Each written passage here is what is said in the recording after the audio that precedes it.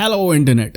Office के काम से, मेंटल हेल्थ रिलेटेड इश्यूज से और ओपनहाइमर के सेकंड पार्ट पे चल रही मेरी अधूरी रिसर्च की वजह से काफ़ी टाइम से कोई भी एपिसोड नहीं आया है और बीच में बहुत सारी फिल्में रिलीज़ हो गई। तो आज हम एक कैचअप एपिसोड करने वाले जहाँ पे हम जितनी बड़ी बड़ी फिल्म्स रिलीज़ हुई थी बीच में उन सभी का रिव्यू करने की कोशिश करेंगे और शुरुआत करेंगे हम करण जौहर की रॉकी और रानी की प्रेम कहानी से।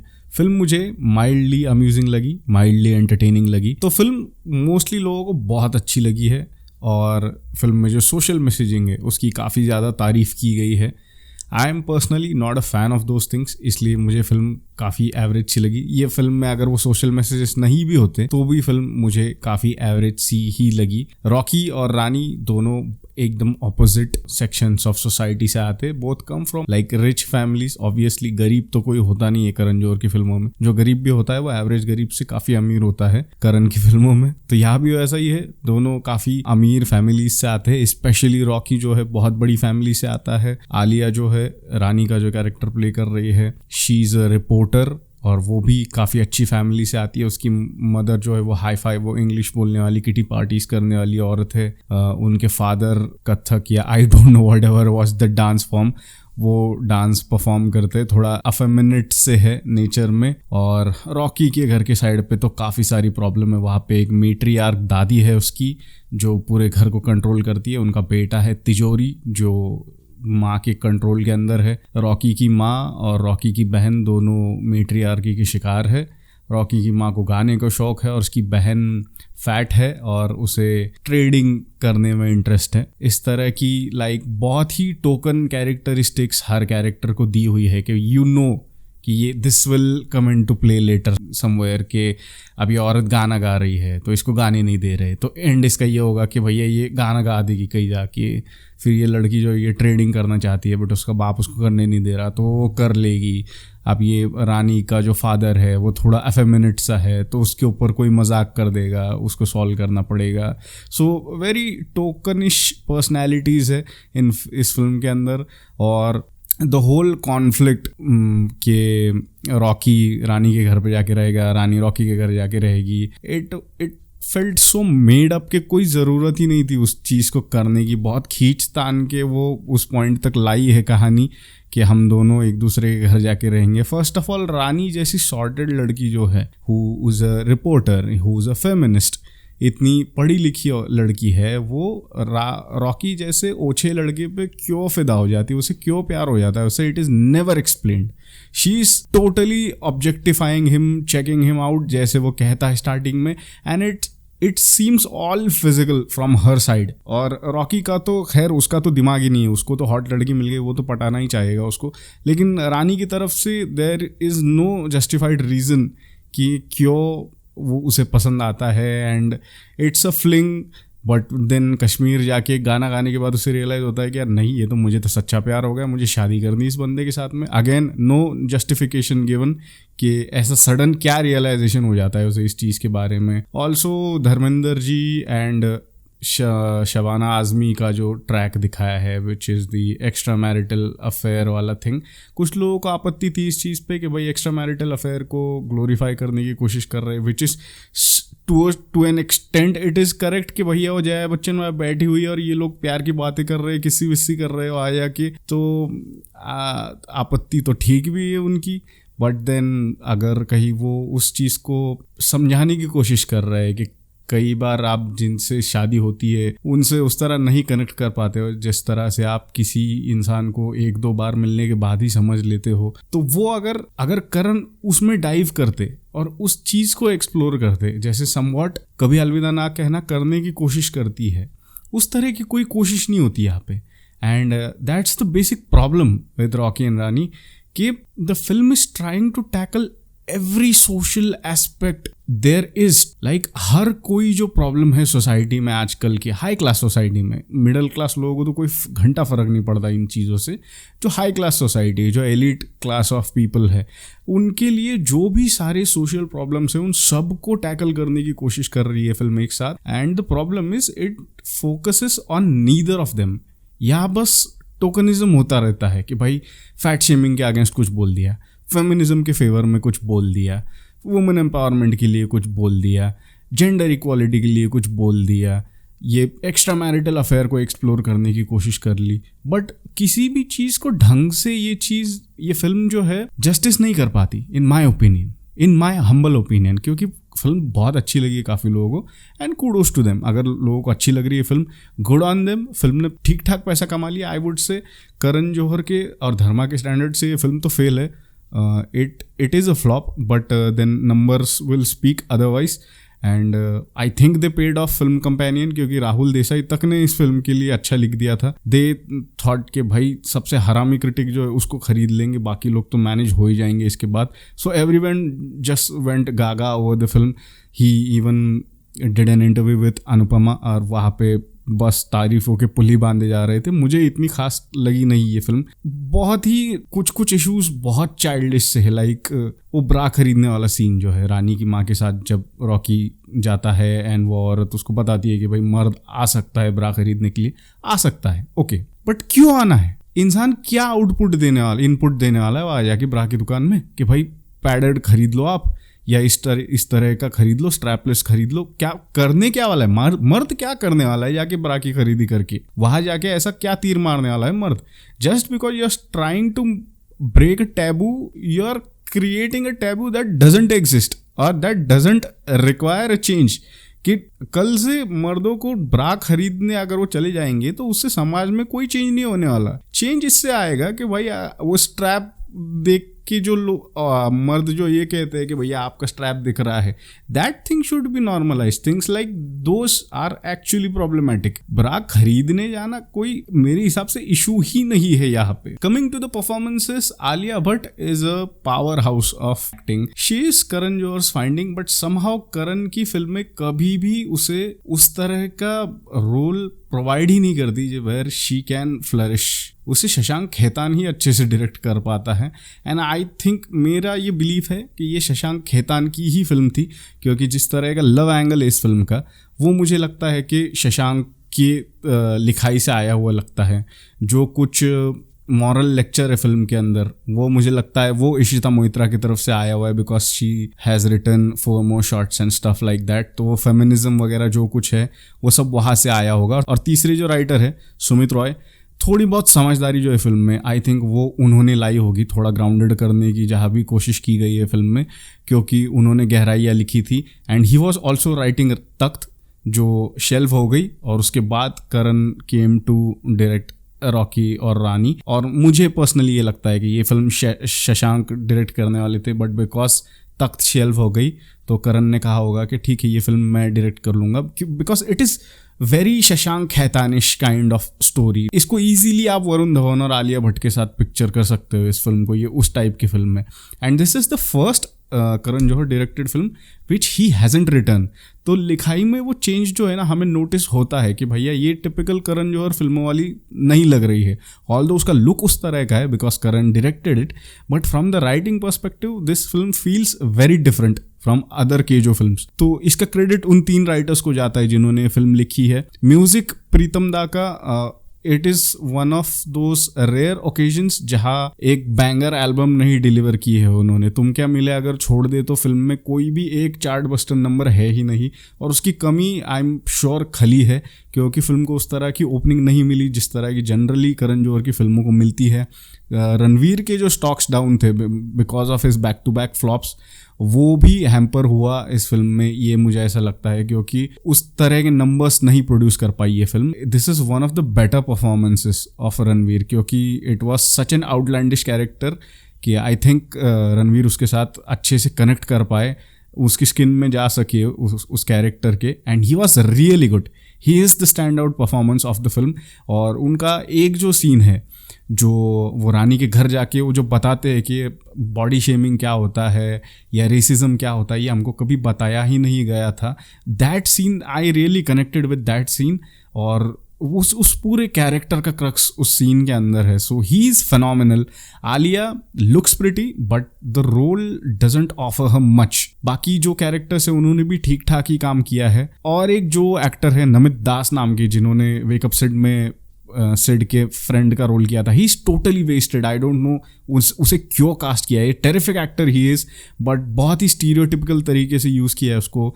वो जो मेरी प्यारी बिंदु का बैकग्राउंड म्यूजिक बजता रहता था जब भी वो आता था, या जो आमिर बशीर का जो कैरेक्टर है, धर्मा को ये आदत है कि अच्छे एक्टर्स जो कैरेक्टर रोल्स प्ले करके फेमस हो रहे हैं ना, उन एक्टर्स को प्ले करके यहाँ मेन स्ट्रीम में लाके उनकी मिट्टी पलीत कराने की। कि ये आमिर बशीर का जो कैरेक्टर है यहाँ पे तिजोरी का, उसे जिस तरह से वेस्ट किया है, या रोनित रॉय को जिस तरह से वेस्ट किया था स्टूडेंट ऑफ द ईयर में, ये अच्छे खासे एक्टर्स की माँ बहन करने के लिए उन्हें इन बड़े फिल्मों में लेके आते हैं।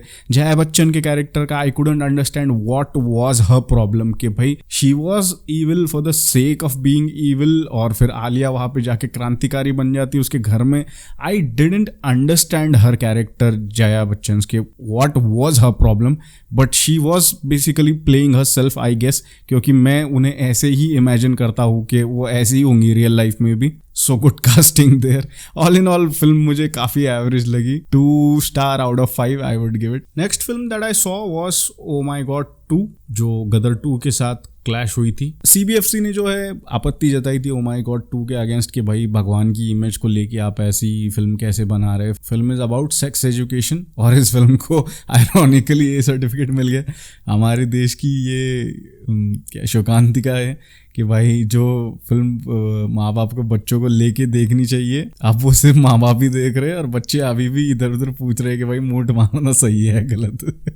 तो फिल्म का प्लॉट ये है कि एक जो बच्चा होता है विवेक नाम का, उसे कोई बताता है कि भाई तेरा तो छोटा है साइज में, तो अगर तू मास्टरबेट करेगा तो तेरा लंबा हो जाएगा। नहीं, पहले तो वो उसका बड़ा करने के लिए फिर वो इधर उधर इलाज ढूंढता फिरता है, बंगाली बाबा के पास चला गया, जापानी तेल लगा लिया, फिर समवन टेल्स हिम कि भाई तू मास्टरबेट करेगा तो तेरा लंबा हो जाएगा। तो ही जस्ट स्टार्ट्स सीरियल मास्टरबेटर बन जाता है, ही इज मास्टरबेटिंग एवरीवेयर। और एक दिन वो स्कूल का बाथरूम जो उसमें मास्टरबेट कर रहा होता है, और उसका जो एक राइवल स्टूडेंट है, उसका दुश्मन, वो उसका वीडियो रिकॉर्ड कर लेता है और ज़बरदस्त डिज्नी लेवल के ग्राफिक्स लगा के वो वीडियो जो है वो वायरल कर देता है। और उसके बाद बच्चे की ऑब्वियसली काफ़ी बदनामी हो जाती है, he tries to commit suicide, और maybe he doesn't, I don't remember, शायद मैं आपको चिचोरे की स्टोरी सुना रहा हूँ यहाँ पे। तो व्हाट हैपन्स, हाँ, he does try to commit suicide, या वो शहर छोड़ने की कोशिश करते हैं। और उसके बाद जो उसके फादर होते हैं पंकज त्रिपाठी, उनको लॉर्ड शिव का अवतार, हाँ बाय द वे, अवतार मिलता है उनको, बिकॉज CBFC ने उनको कहा था कि भैया ये तो आपने जो शिव जी दिखाए हैं इनको हटाइए फिल्म में से, और उनको हटाना तो ऑब्वियसली पॉसिबल ही नहीं था। तो एक ग्राफिक ऐड कर दिया अक्षय कुमार ने जिसमें शिव जी का वॉइस ओवर आता है, और वो कहते हैं कि भैया हमारा कोई अवतार है उसको भेज दो हमारे भक्त की मदद करने के लिए।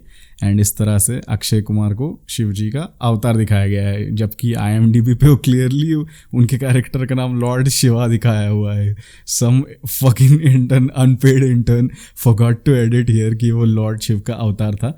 तो लॉर्ड शिव का अवतार आके पंकज त्रिपाठी को मिलता है और वो कहता है कि भैया तू जाके केस लड़ कोर्ट में, मानहानि का दावा ठोक दे स्कूल के ऊपर। उस लड़के के ऊपर नहीं जिसने वो वीडियो शूट किया था, उसके ऊपर मानहानि का दावा नहीं ठोका जा रहा है, उसके ऊपर ब्रीच ऑफ प्राइवेसी का दावा नहीं ठोका जा रहा है, दावा ठोका जा रहा है स्कूल के ऊपर कि भैया आपने सेक्स एजुकेशन नहीं दिया इसलिए मेरा बच्चा मूट मार रहा था और अब उसकी बदनामी हो गई। आप अगर उसको समझा देते कि भैया साइज़ का कोई लेना देना नहीं होता तो शायद वो ये चीज़ें नहीं करता।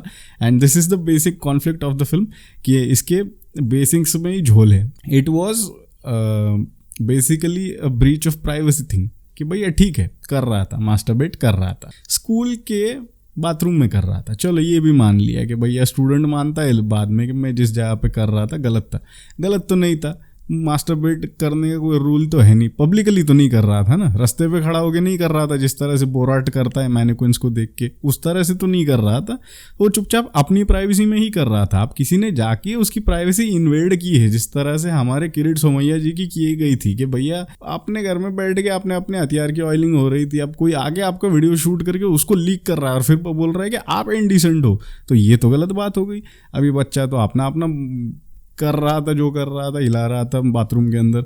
अब किसी ने जाके उसका वीडियो वायरल कर दिया तो वीडियो वायरल करने वाला गलत हुआ ना, इसमें स्कूल का क्या रोल आ गया। बट अगेन अब इनको निशाना साधना था एजुकेशन सिस्टम पे कि भाई there is a lack of sex education, and I agree with that कि भैया हमको भी कभी बताया नहीं गया। जो कुछ इन्फॉर्मेशन मिली आधी अधूरी दोस्तों से मिली या पॉर्न देख के ही मिली थी, तो people go down that road and it is quite late जब कॉन्सेप्ट्स क्लियर होते हैं बच्चों के। तो इट इज़ वेरी नेसेसरी कि सेक्स एजुकेशन प्रॉपरली सिखाया जाए फिल्म के अंदर। बट द थिंग इज़ कि प्लॉट इतना थिन था कि फिल्म फेल्ट वेरी रेपिटेटिव, कि भाई घूम फिर के बात वही आ रही थी कि स्कूल में सिखा देते तो ऐसा हो जाता, ऐसा नहीं करता बच्चा, कई हो गए हो। मैं तो कई हो गए हो सुन के भी तो मैं पक गया भाई। ठीक है आपने डायलेक्ट जो है अच्छी पकड़ी फिल्म के अंदर, डायलॉग्स जो है, बट भाई साहब मैं इतना पक गया था कई हो गए हो सुन के, मैं स्क्रीन पे पत्थर मारने की इच्छा हो रही थी सच में every time I heard the word कई हो गए हो। Pankaj Tripathi no fault of his काफ़ी अच्छी परफॉर्मेंस दी है, but the film can't hold a candle to the original Oh My God and to the performance of Paresh Rawal, क्योंकि Paresh sir is amazing, he is next level, और पंकज त्रिपाठी उनके लेवल पे नहीं है। ये मैं छाती ठोक कह सकता हूँ ये फिल्म देखने के बाद कि भैया उनकी परफॉर्मेंस उस लेवल की है ही नहीं जिस लेवल पे परेश जी ले गए थे ओरिजिनल Oh My God को। बट उस फिल्म की लिखाई भी बहुत सुपीरियर थी इस फिल्म से, क्योंकि इस फिल्म में तो उतना प्लॉट तो है ही नहीं इस फिल्म के अंदर। ये एक 30 मिनट का इन्फॉर्मर्शियल बन सकता था इसके ऊपर कि किस तरह से सेक्स एजुकेशन की जानी चाहिए थी, क्योंकि बातें बस राउंड राउंड घूमती रहती है और इतनी बेसिक लेवल पे कि भैया इंडिसेंट तरीके से ना बोलो तो गंदी चीज़ भी अच्छी लग सकती है, और स्कूल में सेक्स एजुकेशन सिखाना कितना इंपॉर्टेंट है, या हमारे वेदों में ये लिखा हुआ है कामा सूत्रा में। यार भाई पक गया मैं ये सुन के पैण की आँख, और मेरे को इतना लेक्चर नहीं चाहिए फिल्म के अंदर। मैं एंटरटेनमेंट के लिए आया हुआ एंटरटेन में, तुम साला लेक्चर ही देने को बैठ गए। इसका भी प्रॉब्लम वही है रॉकी और रानी का कि भाई मॉरल लेक्चर मुझे नहीं सुनना है। मेरी लाइफ में ऑलरेडी बहुत पंगे, बहुत परेशान हूँ मैं लाइफ में, मेरे को एंटरटेन करो, मेरे को टाइम पास चाहिए 2-2.5 घंटे के लिए। ओह माय गॉड तो बनी ही नहीं है टाइम पास के लिए, वो तो फुल ऑन मॉरल लेक्चर ही दे रही भाई सेक्स एजुकेशन के ऊपर, एंड इट इज सो डम डाउन कि भैया हाँ वी गॉट द पॉइंट भाई कि भाई सिखाना चाहिए स्कूल के अंदर। अब आगे बढ़ना तू, क्योंकि इस फिल्म के पास कोई मुद्दे ही नहीं है, कोई स्ट्रॉन्ग कैरेक्टर्स ही नहीं। ओह माय गॉड में जो थे वो जो विलन्स थे, जो धार्मिक गुरु वगैरह दिखाए गए थे, उनकी बहुत कमी खलती है इस फिल्म के अंदर, क्योंकि यहाँ पे कोई क्लियर कट एंटेगनिस्ट है ही नहीं। वो स्कूल के प्रिंसिपल को बस खड़ा कर दिया गया है, या यामी गौतम का जो कैरेक्टर है वो ही बस ऑपोजिशन में है, बट उसके अलावा कोई ना मज़ेदार कैरेक्टर्स है ना सब प्लॉट्स है। और अक्षय कुमार का ये तो ग्लोरीफाइड कैमियो है बस, उनको ही इज़ नॉट को स्टारिंग इन द फिल्म। उनके गिन के मैं बोलता हूँ 4 से 5 सीन होंगे इस फिल्म के अंदर, और अगर उनका कैरेक्टर निकाल भी दे, चाहे वो लॉर्ड शिवा हो या शिव के भेजे हुए कोई अवतार हो, उनको निकाल भी दे फिल्म से, film would still be the same. वो बस इतना काम करते फिल्म में आके कि he guides Pankaj Tripathi from time to time. अब ये तो कोई मॉर्टल इंसान भी कर सकता था आके कि भाई कोई होशियार चंद अगर है उसकी गली में, वो उसको बता रहा है कि भाई ऐसा कर ले वैसा कर ले। And what tokenism with this man कि शिव जी का नाम लेके फिल्म बेच दी, 100 करोड़ कमा ली है उसने। कोई एक कैरेक्टर है वो बुद्धिस्ट है, तो उसके घर में बाबा साहब का जो है वो दीवार पे चित्र बनाया हुआ है, नो सिग्निफिकेंस, जस्ट बिकॉज वो कानून की लड़ाई लड़ रहा है वहाँ पे दिखा दिया बाहर। हम लोग भी खुश है, बहुजन भी, यार बयान किया, बाबा साहब दिखा दिया, अब तो पिक्चर देखनी पड़ेगी जाके।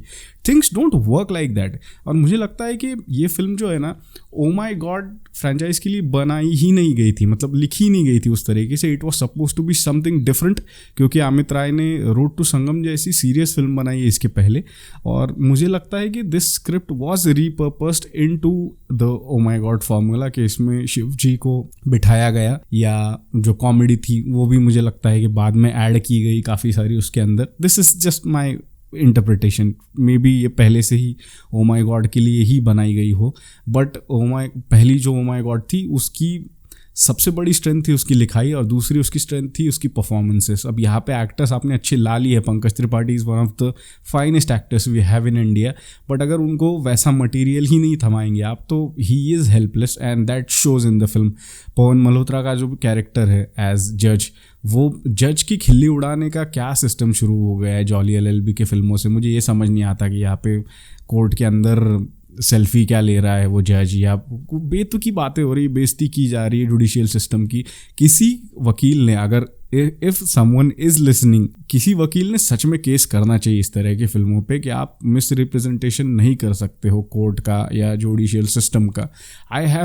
मुझे बहुत प्रॉब्लम है इस तरह की फिल्मों से कि when the comedy comes at the expense of the system, especially the judicial system, that film becomes instantly problematic for me. And this film is no different कि क्या मजाक उड़ाया गया है यहाँ पे कोर्ट का, या एंड में भी पब्लिक में क्या कोर्ट किया गया है, या ग्रामाफोन से क्या लोग अपनी लाइनें बोल रहे हैं। इट इज़ बहुत ही पकाऊ फिल्म थी भाई ये। दो स्टार दूंगा मैं इस फिल्म को भी out of 5, because it keeps going, but बहुत रिपीटेटिव फिल्म है। आधे घंटे के बाद तो स्क्रिप्ट ही खत्म हो गई, उसके बाद they just I think kept on improvising or something. The next film that I saw was the biggest surprise of them all. The film is obviously Gadar 2, और मैंने सपने में भी कभी नहीं सोचा था कि ये फिल्म 500 करोड़ तक का बिजनेस कर लेगी, which it is marching towards.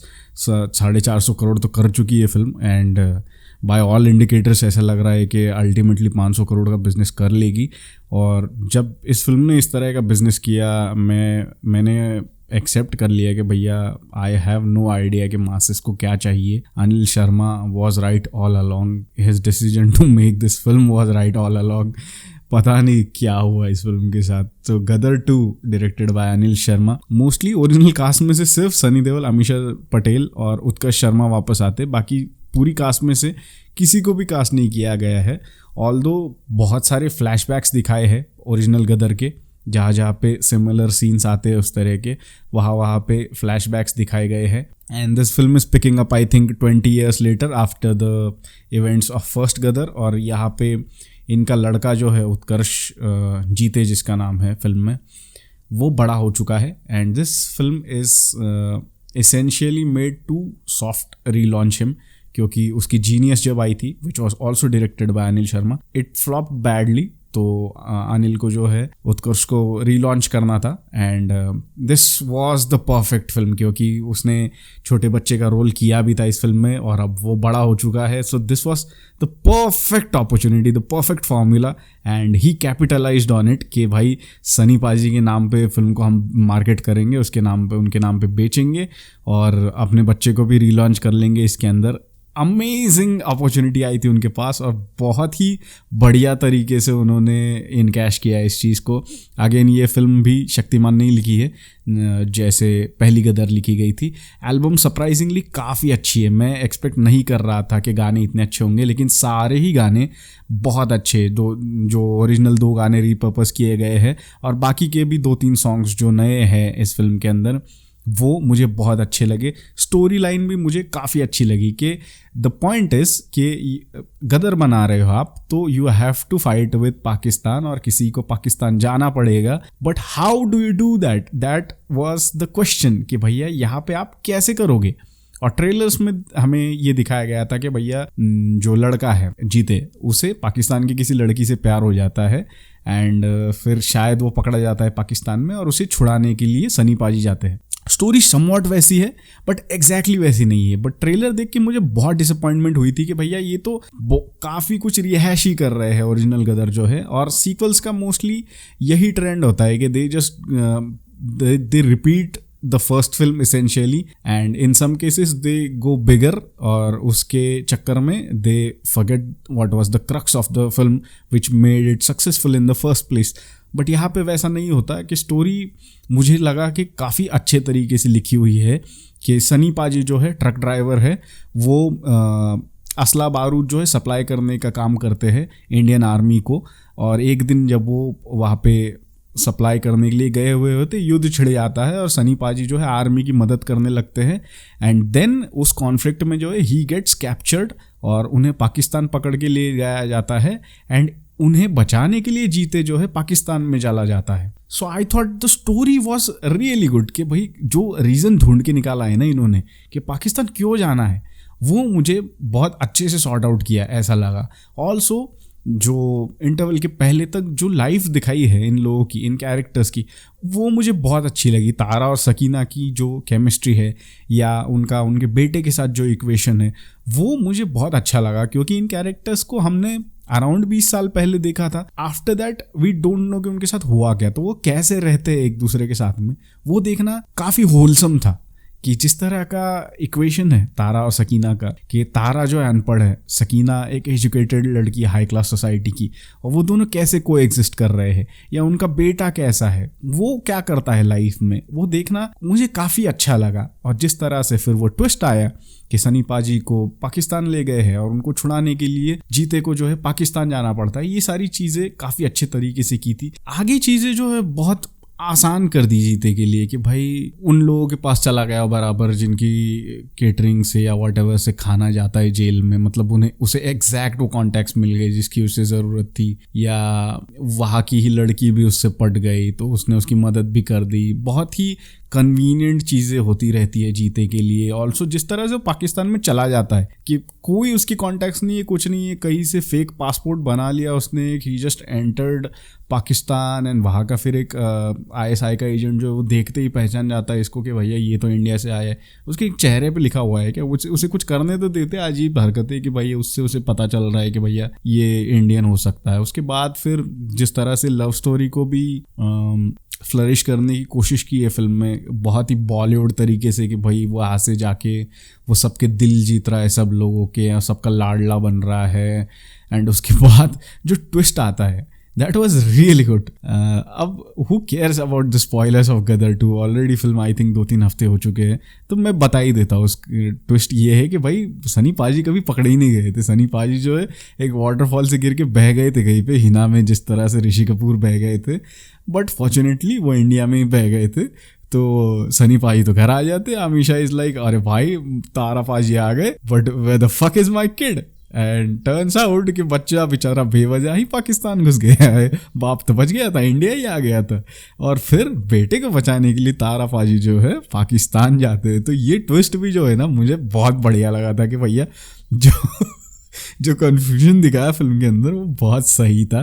तो तारा पाजी तो आराम से किसी बस के ऊपर बैठ के, तारा पाजी doesn't give a fuck about passport. पहले भी उन्होंने वही बोला था फर्स्ट पार्ट में भी कि एक कागज पे मोहर नहीं लगेगी तो क्या तारा सिंह पाकिस्तान नहीं जाएगा। तो यहाँ भी वही करते, तारा पाजी एक बस के ऊपर बैठ के पाकिस्तान चले जाते, वहाँ कोई रह रहा है उनका दोस्त जो पूरिया बना के खिलाता है उनको गरम गरम। तो ही गोज ऑन फाइंडिंग जीते, और हर जगह पे जिस जगह पे मुठभेड़ हो रही है पाकिस्तानी आर्मी के साथ में, बेचारे इतने बेवकूफ़ लोग के बंदूकें उनके हाथ में दे दी, गोली चलाना ही नहीं सिखाया। शायद इनको RRR के अजय देवगन ने ट्रेनिंग दी थी लकड़ी की नकली बंदूक के साथ कि भैया पोजीशन तो पकड़ना आ गई हमको राइफलों की, बटन चलाना ही नहीं आता क्योंकि बटन तो था ही नहीं हमारी बंदूक के ऊपर।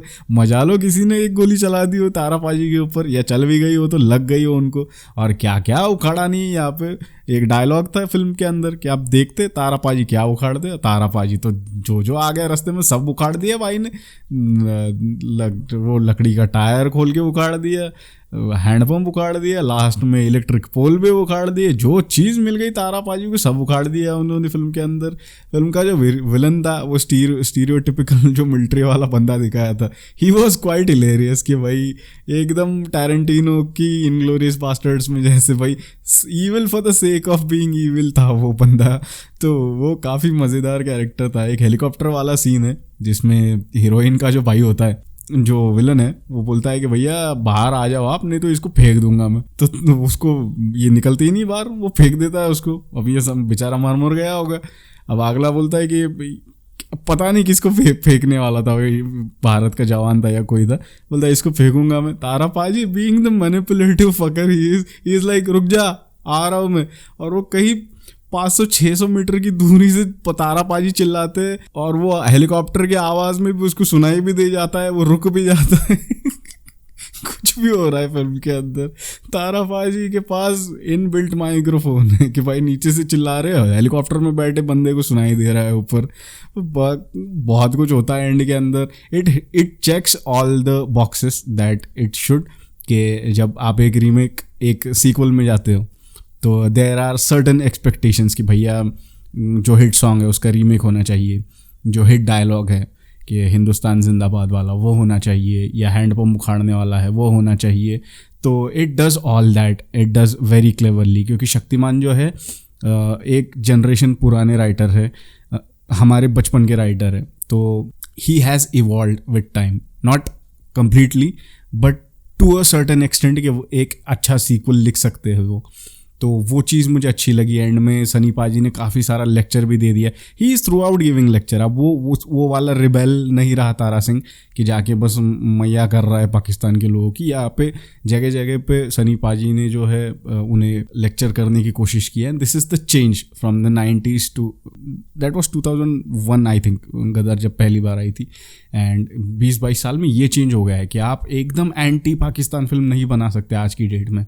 अब आपको विलन को विलन की तरह लेबल करना पड़ेगा कि भैया तेरा देश एमसी नहीं है, तू एमसी है करके। तो वो जिस तरह के लेक्चर्स वगैरह देते हैं जाके उसको कि भैया तू धर्म का नाम लेके गुमराह कर रहा है लोगों को, यूं ऐसा वैसा, तो ये एक पॉजिटिव चेंज देखने को मिला लिखाई में कि भैया वो करने की कोशिश की है।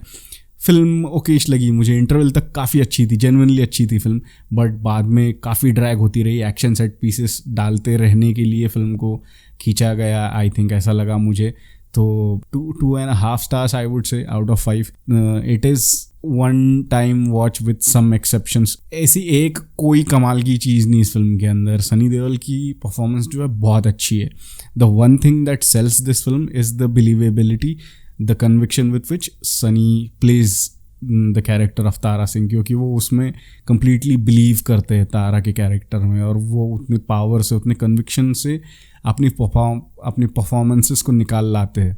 सो that is the major selling point of the film, जिसकी वजह से लोगों को ये फिल्म इतनी अच्छी लग रही है, या जो कुछ आउटलैंडिश चीज़ें करते हैं वो फिल्म में वो बिलीवेबल लगती है।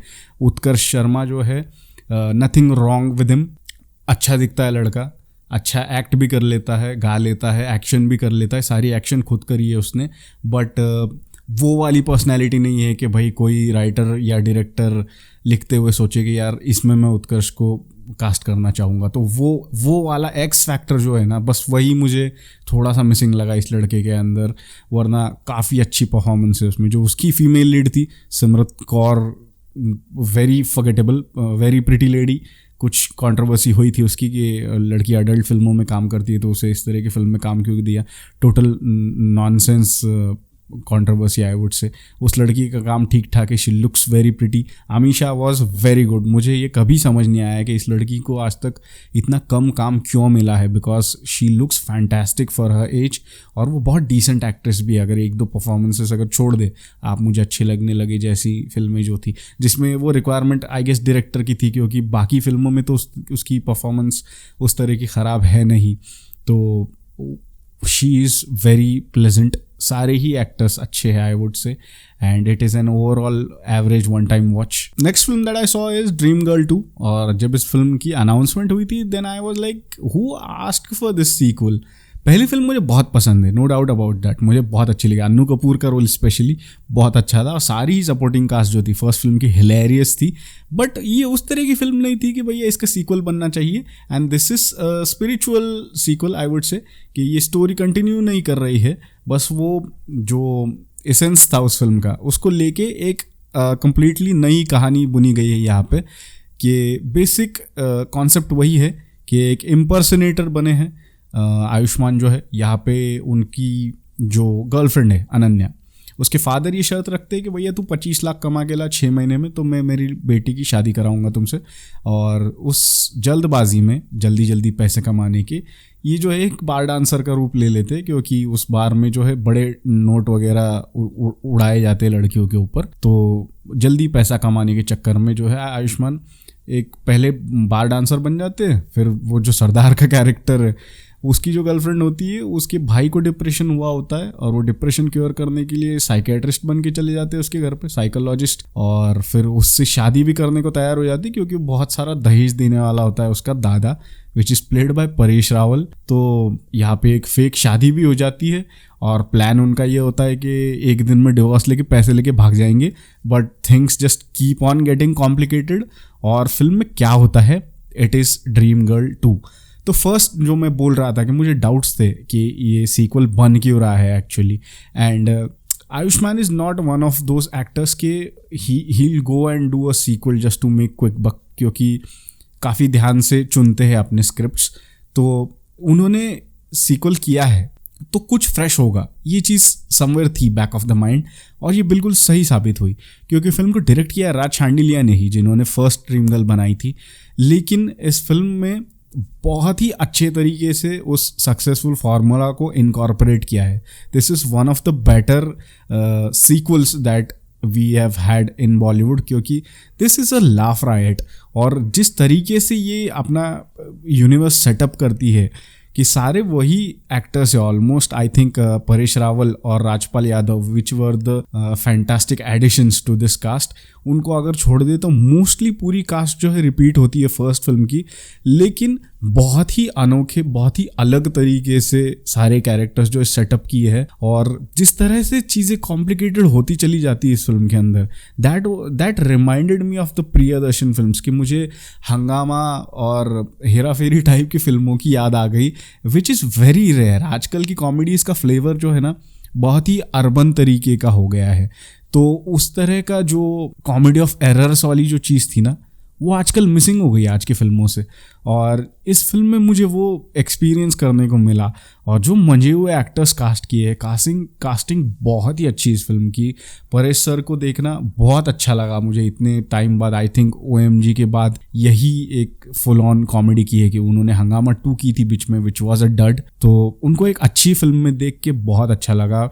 और आयुष्मान और अन्नू कपूर का जो ड्यूओ है ना, इट इज़ अमेजिंग, बहुत लाजवाब केमिस्ट्री उनके, विकी डोनर से देख रहे हैं हम।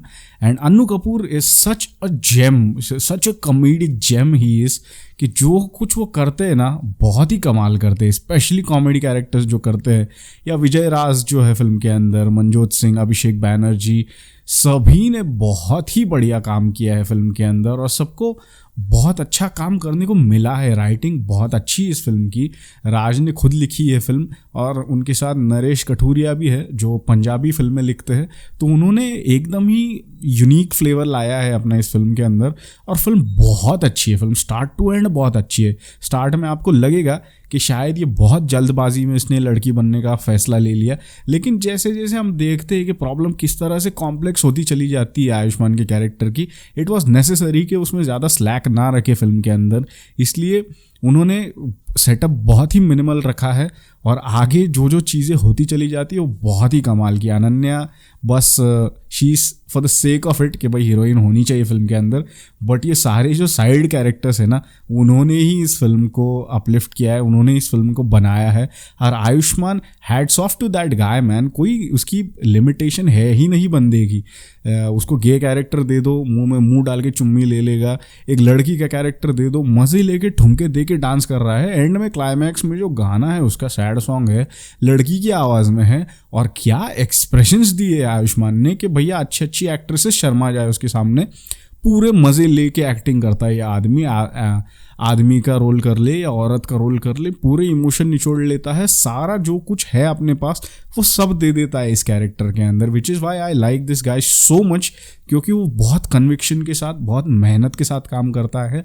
और इतने मंजे हुए एक्टर्स के साथ उसने जिस तरह से he has kept his end of the bargain, वो बहुत कमाल है। फिल्म मुझे बहुत अच्छी लगी। It is one of the better comedies that has come in recent times, और बिल्कुल अभी फ्रेश है, थिएटर में लगी हुई, 50 करोड़ का बिजनेस कर चुकी है, लोगों को बहुत अच्छी लग रही है। आपने अगर अब तक नहीं देखी है तो बिल्कुल जाके देखिए, बहुत ही धमाल फिल्म है, बहुत मज़ेदार फिल्म है। OMG 2 या गदर 2 छोड़ के तो मैं बिल्कुल ही रिकमेंड करूँगा कि फिल्म जाके आप थिएटर्स में देखिए। The last film that I saw this week is Por Thozhil, जो सोनी लिव पे आई है, और अच्छी बात यह है कि ये हिंदी में भी आई है, क्योंकि रीजनल लैंग्वेजेस में फिल्म देखते हुए आपको सबटाइटल्स पढ़ते रहने पड़ते हैं, बट सोनी ने काफ़ी अच्छा काम किया है कि भाई डब्ड वर्जन भी, और 3-4 लैंग्वेजेस में, तमिल, तेलुगु, मलयालम और हिंदी में भी रिलीज़ हुई है ये फिल्म। तो मैंने हिंदी में ही देखी, and it is fantastic. Serial killers वाला जो जॉनर है वो मेरा फेवरेट जॉनर है, एंड अनफॉर्चुनेटली इंडिया में उतना क्वालिटी कंटेंट नहीं बनता है। जो अच्छी चीज़ें बनती है मोस्टली साउथ इंडियन फिल्म्स में बनती है। Por Thozhil is not an exception to that, क्योंकि फिल्म बहुत ही बढ़िया है, और काफ़ी कुछ माइंड हंटर जो है डेविड फिंचर की, उस तरह का एक सेटअप है फिल्म के अंदर, कि एक सीरियल किलर है जिसका एक पर्टिकुलर पैटर्न है, या माइंड हंटर ही नहीं, मैं कहूँगा कि ट्रू डिटेक्टिव का फर्स्ट जो सीज़न था उससे भी काफ़ी सारी इंस्पिरेशन लेती है फिल्म। तो मैं ये कह रहा था कि एक पैटर्न है इसमें किलर का कि औरतों को किल कर रहा है और एक पर्टिकुलर तरीके से, एक मोडस ऑपरेंडी है उसका, उस तरीके से वो किल करता है। और एक कैरेक्टर है लोगनाथन का, played by R Sarath Kumar, उसके अंडर एक डीएसपी को पोस्ट किया जाता है, प्रकाश के कैरेक्टर को, प्लेड बाय अशोक सेल्वन। और किस तरह से वो इस सीरियल किलर को ट्रैक करने की कोशिश करते हैं, the film is about that. अब इंडियन सीरियल किलर फिल्मों में प्रॉब्लम ये होता है कि बहुत ही मेड अप सी लॉजिक्स होते हैं कि भैया विलन की जो है कुछ ट्रैजिक सी स्टोरी होती है जिसकी वजह से वो खून करना चालू कर देता है, या बड़े ही इजी क्लूज छोड़ते जाता है वो जिससे उसे ट्रैक किया जाता है। इसकी वजह से ये फिल्में कभी रियलिस्टिक नहीं लगती। इनमें से एक दो प्रॉब्लम्स जो है इस फिल्म के अंदर भी है, लेकिन मोस्टली ये फिल्म जो है ना, it sticks to the basic, it sticks to the human psychology, और जिस साइंटिफिक तरीके से इस चीज़ को अनफोल्ड करने की कोशिश की है इस फिल्म के अंदर, that's I think what I like the most. और जिस तरह से ये गुत्थी हमें इन्वॉल्व रखती है थ्रू आउट, कि there are 1 and 2 major twist in the film जो बहुत ही बढ़िया तरीके से वर्क होते हैं, कि जब आपको लगता है कि यस हमने क्रैक कर लिया इस चीज़ को, the film takes a complete 180। और वो चीज़ मुझे बहुत अच्छी लगी इस फिल्म के अंदर। काफ़ी टाइम के बाद एक अच्छी सीरियल किलर फिल्म देखने को मिली। I wouldn't say it is as good as everyone is saying is, क्योंकि मैं इससे बहुत बेटर मटेरियल देख चुका हूँ, लेकिन इंडिया के स्टैंडर्ड से ये फिल्म बहुत ही बढ़िया बनाई है। दोनों भी जो लीड परफॉर्मेंसेस है सारथ कुमार की और अशोक सेल्वन की, दोनों बोथ आर वेरी गुड। जो हीरोइन है निखिला विमल, उनका कैरेक्टर जो है मुझे थोड़ा इट फेल्ट लाइक लैकिंग, कि क्यों कास्ट किया था ये समझ नहीं आया मुझे। I understand the purpose of the character, but उनका जो स्क्रीन प्रेजेंस है वो बहुत ही लिमिटेड है। It is basically A 2-man show. और जो आर सारथ कुमार है उनकी तो अमेजिंग लगी मुझे परफॉर्मेंस। अशोक की भी परफॉर्मेंस काफ़ी अच्छी है, but Sarath Kumar is the leading man of this film. और जो चीज़ें होती है इस फिल्म के अंदर वो बहुत ही इंटरेस्टिंग तरीके से, बहुत ही एंगेजिंग तरीके से, बहुत थ्रिलिंग तरीके से पेश की है। राइटिंग काफ़ी अच्छी लगी मुझे। जो इंस्पिरेशंस ली गई है, जो चीज़ें मैंने बताई, माइंड हंटर हो गया या ट्रू डिटेक्टिव हो गया, कहीं भी पूरी तरह से कॉपी करने की कोशिश नहीं की है। जस्ट पैटर्न जो है उससे इंस्पायर हुए हैं, लेकिन स्टोरी जो है पूरी तरह से इनकी खुद की अलग की है। तो वो चीज़ काफ़ी अच्छी है और ओवरऑल मुझे बहुत अच्छा पैकेज लगा है फिल्म। मैं ज़्यादा नहीं बात करूँगा क्योंकि फिल्म अभी OTT पे आई है, बहुत सारे लोगों ने देखा नहीं है, तो I won't go in spoilers, but I will recommend that film कि आपको अगर सीरियल किलर फिल्मों में या जॉनर में इंटरेस्ट है तो ज़रूर जाके देख सकते हैं आप Por Thozhil. So this was my mega review. मैंने मोस्टली सारी जो फिल्में हैं उन्हें कवर करने की कोशिश की है, एंड आगे कोशिश करेंगे कि जल्दी जल्दी वीडियोस आते रहे, या नहीं आए तो we'll try to do these kind of reviews. अगर आपको ये फॉर्मेट अच्छा लगता है जहाँ पे मैं कम टाइम लेके ज़्यादा फिल्में रिव्यू कर रहा हूँ, तो let me know in the comments, and शायद हम इसी तरीके से मूव ऑन करें अगले वीडियोस में। टिल देन देखते रहिए आपका फेवरेट चैनल .png पिक्चर्स। मिलते हैं अगले वीडियो में।